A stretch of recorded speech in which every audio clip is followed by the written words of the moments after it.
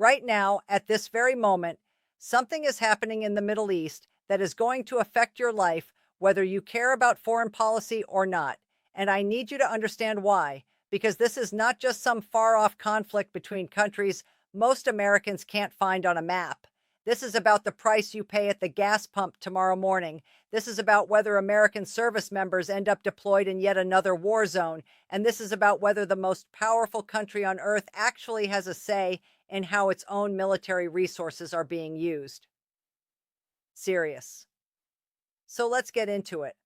Over the past several weeks, the situation between Israel and Iran has escalated dramatically. And I mean dramatically in a way that most mainstream coverage is not fully explaining to you. Israel launched a significant strike on Iranian energy infrastructure, and the aftermath of that decision has sent shockwaves through global energy markets, disrupted oil supply chains, and forced the world to ask a very uncomfortable question. Did the United States know this was going to happen? And if they did, why didn't they stop it? And if they didn't, how on earth is that possible given the level of military coordination between the two countries? Now, here's where it gets really interesting because the White House has given two completely different answers depending on which hour of the day you ask them. Early on, administration officials were quietly telling reporters that yes, they were briefed on the strike, and in fact, it was part of a broader strategy to pressure Iran into reopening the Strait of Hormuz. That was the narrative for a few hours. Then President Trump himself came out and said he didn't know about it. And then, almost as if on cue, Israeli sources leaked that actually he did know. So, which is it? Because you can't have it both ways. And the American people deserve a straight answer on something this consequential. Let me break down what we actually know for certain. Israel carried out a strike targeting Iranian oil and energy assets. This was not a small tactical operation. This was a major escalation that everyone in the intelligence community understood would provoke a response. And sure enough, Iran responded. They hit Gulf energy infrastructure in retaliation, and the damage was not minor. We're talking about significant portions of energy capacity in the Gulf region that are now offline. And according to leading economists, some of that infrastructure will take years to come back online. Years. Let that sink in for a second. This isn't a temporary disruption where prices spike for a week and then come back down. This is structural damage to the global energy supply that is going to have long-term economic consequences for every single person watching this. And that brings us to the core issue that I think is being buried under all the political noise. Who is driving this war? Is it the United States, the country that is providing the weapons, the funding, the intelligence, and the military support? Or is it Israel, the country that is actually choosing the targets, setting the pace of escalation, and pursuing objectives that may or may not align with what America wants? Because based on everything we've seen in the last few weeks, the answer seems pretty clear. Israel is making the operational decisions, and America is largely along for the ride. And that should concern every single American, regardless of where you fall on the political spectrum. Think about it this way. The United States has very clear objectives in this conflict. We don't want Iran to export terror. We don't want them to develop nuclear capabilities. We want to degrade their ability to threaten our allies and destabilize the region. And by several measures, significant progress has been made on those fronts. Iran's naval capacity has been severely diminished. Their ballistic missile stockpiles have been depleted. The terror proxy networks they spent decades building have been gutted. Those are real accomplishments that deserve to be acknowledged. But here's the thing. Israel's objectives go further. For Israel, this is existential. This is about ensuring that what happened on October 7th can never, ever happen again. And I understand that perspective. I think most Americans understand that perspective. When your country suffers an attack of that magnitude, you don't just want to degrade the threat, you want to eliminate it permanently. The problem is that those two sets of objectives, the American set and the Israeli set, are not the same thing. And when they diverge, somebody has to decide whose priorities take precedence. Right now, it looks like Israel is making those decisions unilaterally, and the United States is being asked to fund and support the consequences. That's a dynamic that the American public needs to understand and have a say in. Now, let's talk about the economic reality, because this is where it hits home for regular people. Gas prices have been climbing steadily as this conflict has intensified. The The disruptions to energy flow through the Gulf are not abstract geopolitical concepts. They translate directly into higher costs at the pump, higher heating bills, higher transportation costs, and higher prices on basically everything that gets shipped anywhere. And it's not just an American problem. Countries all over the world depend on Gulf energy to keep their economies running and their people warm and fed.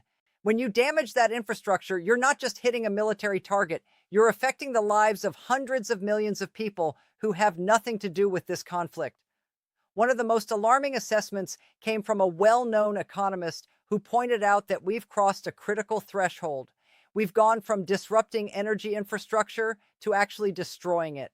There's a huge difference between those two things. Disruption is temporary. Destruction takes years to rebuild, and a significant chunk of Gulf energy capacity is now in the destruction category. That means the economic pain Americans are feeling right now is not going away anytime soon, even if the conflict ended tomorrow.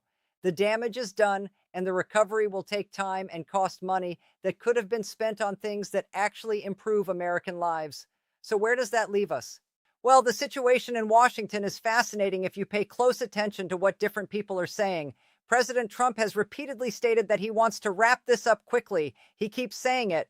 We want to get out soon. We want this to be over. And I think most Americans agree with that sentiment. Nobody wants another forever war in the Middle East. We've been down that road before, and we know where it leads.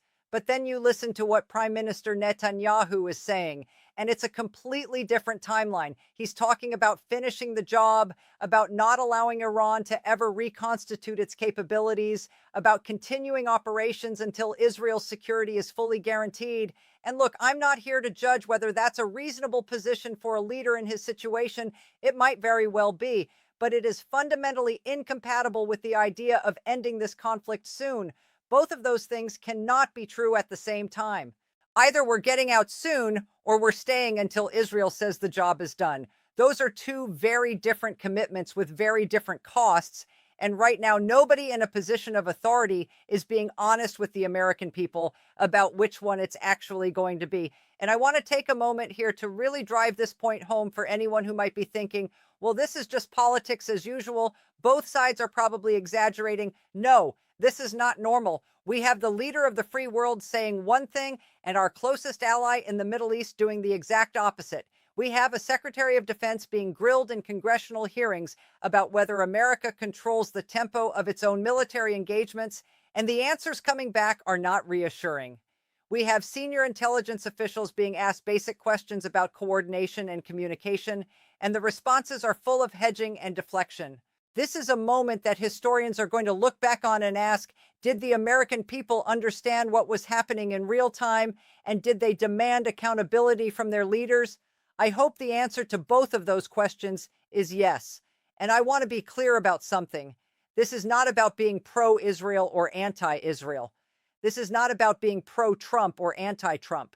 This is about basic accountability and transparency in how American power is wielded abroad. We can support Israel's right to defend itself and still insist that America gets a meaningful say in how a war we're funding is conducted. Those two things are not mutually exclusive, and anyone who tells you they are is not being honest with you. Now let's talk about the human cost, because numbers and economics only tell part of the story. Behind every dollar figure, behind every barrel of oil, behind every percentage point on the stock market, there are real human beings whose lives are being affected. There are American military families who are watching this escalation with a knot in their stomachs, wondering if their loved ones are going to be pulled into another deployment. There are veterans of Iraq and Afghanistan who see the patterns repeating and feel a deep sense of frustration and even anger that the lessons of those conflicts seem to have been forgotten. There are small business owners across this country who are watching their fuel costs climb week after week and wondering how long they can keep the doors open. There are parents trying to figure out how to stretch a budget that was already tight before gas prices started climbing. These are the people who pay the real cost of war, not the politicians who debate it on cable news, not the generals who plan it in air-conditioned offices, not the diplomats who negotiate over catered lunches. It's regular Americans, and they deserve to be at the center of this conversation, not an afterthought. And that brings up what I think is the most important and most uncomfortable question of this entire situation. If the goal is to ensure that Iran can never develop a nuclear program, which multiple officials have suggested is a key objective, then we need to be honest about what achieving that goal actually requires. You can degrade nuclear facilities from the air, you can impose sanctions, you can use cyber operations, but most military and intelligence experts will tell you that if you truly want to guarantee the permanent dismantlement of a nuclear program in a country the size of Iran, at some point you're going to need people on the ground. And that means boots on the ground, American boots in Iran.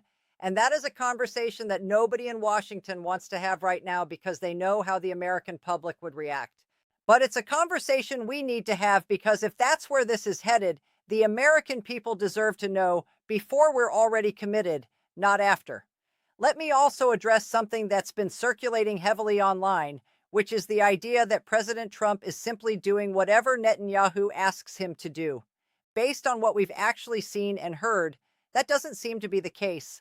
The president has been pretty blunt about his frustrations with the pace and direction of this conflict. He's made it clear that he has his own vision for how this should end, and it doesn't perfectly align with what Israel wants.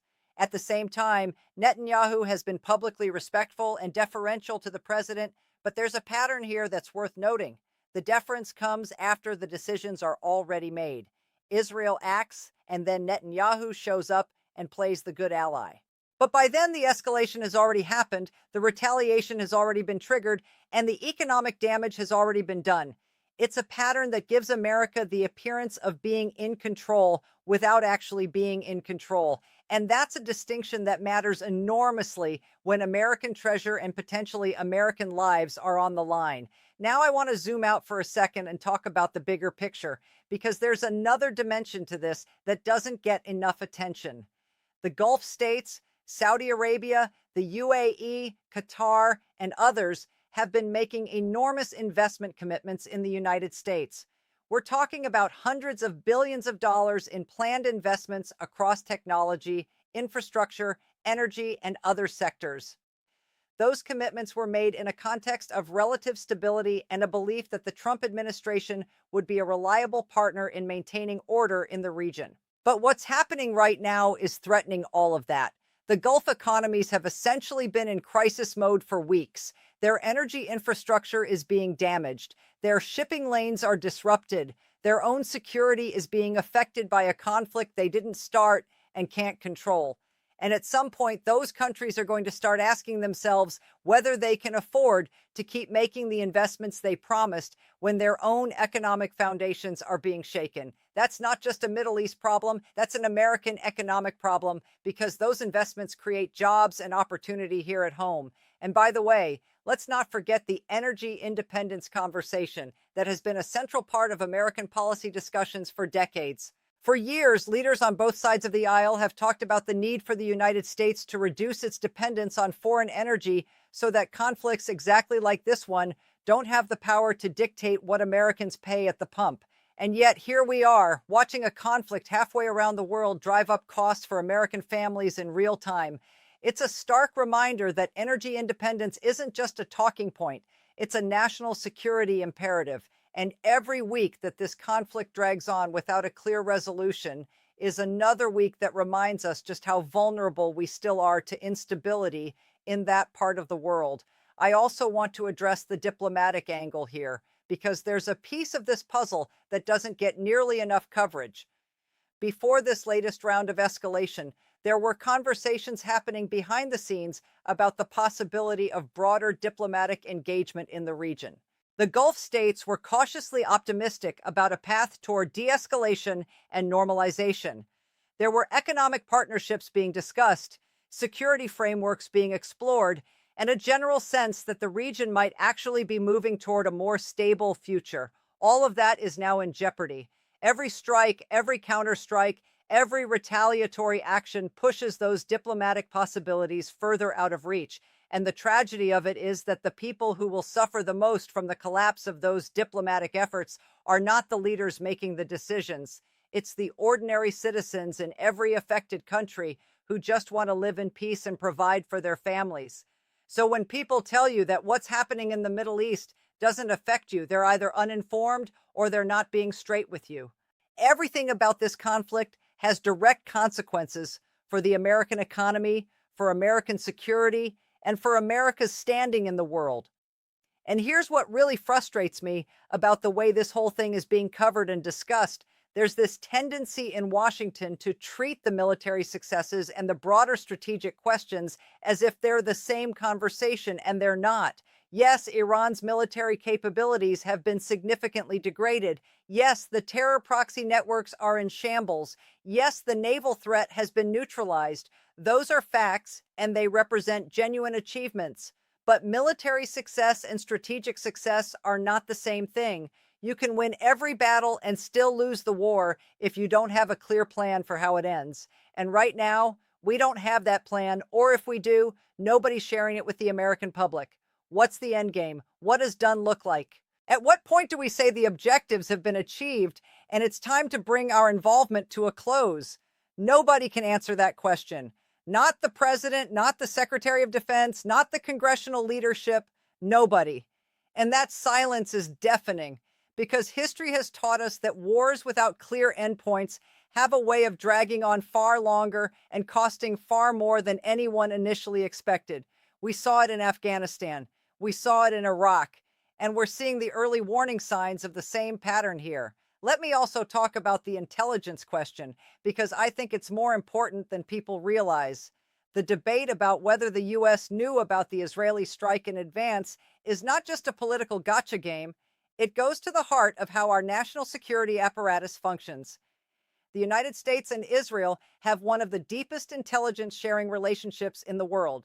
The two militaries coordinate on a daily basis at multiple levels. The idea that Israel could plan and execute a major strike on Iranian energy infrastructure without anyone in the U.S. military or intelligence community having any awareness is frankly hard to believe. Most people who have served in senior national security roles will tell you that some level of awareness almost certainly existed within the military and intelligence channels. The real question is whether that awareness made it up the chain to the president and his senior advisors in time for them to weigh in. And if it didn't, that's actually a bigger problem than if the president knowingly approved the strike, because it would mean that there's a breakdown in the flow of critical national security information to the commander-in-chief. Either way, it's not great. Either the president knew and is now denying it for political reasons, or the president genuinely didn't know about a major military escalation by our closest ally in the most volatile region on Earth. Neither of those scenarios inspires confidence that we have a firm grip on what's happening. And for the people at home who are feeling the pinch every time they fill up their tank or buy groceries, this matters, because the decisions being made in this conflict are directly responsible for the economic pressure you're experiencing. Every escalation, every retaliatory strike, every damaged oil facility translates into higher prices that come out of your pocket. And you have a right to demand answers about who authorized those decisions and what the plan is going forward. I think what's also worth discussing is the testimony we've been seeing from senior officials, because the picture that's emerging from congressional hearings is sobering. Officials have acknowledged that the U.S. and Israel are operating from different playbooks. They have different estimations of how long this conflict should last. They have different target sets.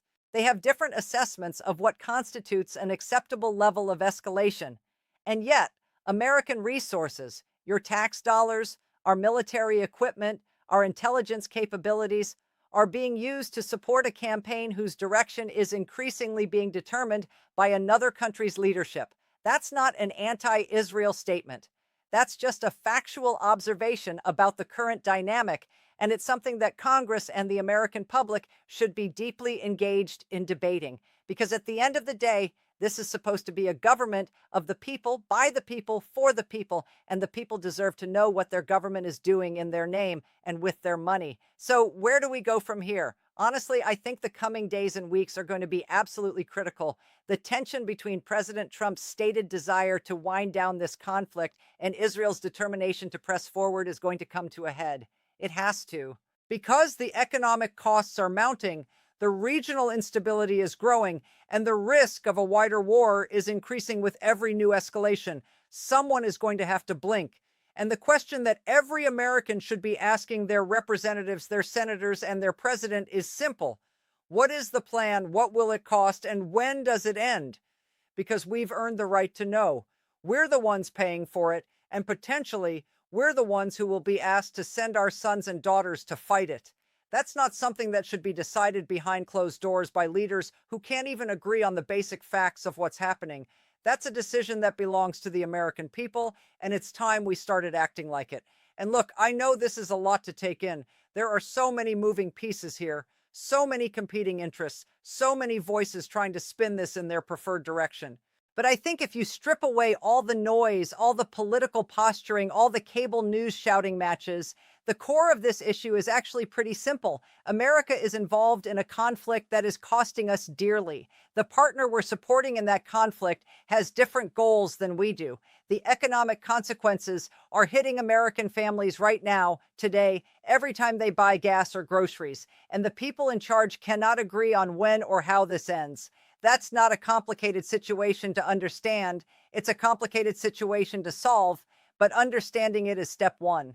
And I think every American who takes the time to understand what's really happening here is doing something patriotic, because an informed citizenry is the foundation of a functioning democracy. And right now, we need that foundation more than ever. One more thing I want to leave you with before we wrap up. There's been a lot of talk about whether the United States is still the senior partner in this alliance or whether we've effectively handed over the steering wheel. And I think that question is going to define not just this conflict, but the next decade of American foreign policy. Because if the world sees that the United States can be dragged into escalatory cycles by a partner nation acting on its own initiative, that sets a precedent that goes way beyond the Middle East. Other allies will take note. Other adversaries will take note. The message it sends about American power and American decision-making echoes far beyond any single battlefield. That's the strategic reality that I think Washington needs to grapple with. And soon, because the longer this ambiguity persists, the more it costs us, not just in dollars and cents, but in credibility and influence around the globe. I'm going to keep covering this story as it develops because I think it's one of the most consequential situations facing our country right now. And the more informed you are, the better equipped you'll be to hold your leaders accountable. So if you found this helpful, if you want to stay on top of what's really happening and not just the sanitized version you get from the evening news, make sure you're subscribed and that notifications are turned on, because this story is far from over and you're going to want to know what happens next.